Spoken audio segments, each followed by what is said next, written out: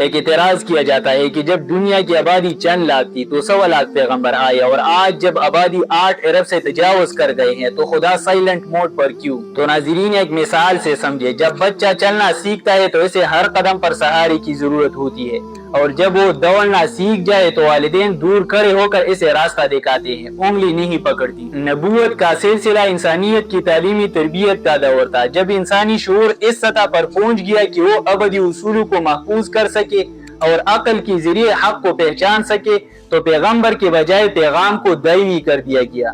ماضی میں پیغام کی ترسیل کے ذرائع نہیں تھی، ہر علاقے کی اپنی زبان اور الگ تہذیب تھی۔ آج کے انفارمیشن دور میں ایک آفاقی پیغام پوری انسانیت کے لیے کافی ہے۔ خدا خاموش نہیں، بلکہ اس کا آخری کلام یعنی قرآن ہر اس شخص کے ساتھ کلام کر رہا ہے جو اسے کھول کر پڑھتا ہے۔ انبیاء کا کام بیج بونا تھا، آج وہ بیج ایک تناور درخت بن چکا ہے جس کا پھل علم اور عقل ہے۔ آج کے دور میں اگر کوئی شخص ہدایت سے محروم ہے تو اس کی وجہ خدا کی خاموشی نہیں بلکہ انسان کا اپنا کان بند کر لینا ہے۔ مختصر یہ کہ انسانیت بھی اپنے بچپن میں کثرت انبیاء کی محتاج تھی۔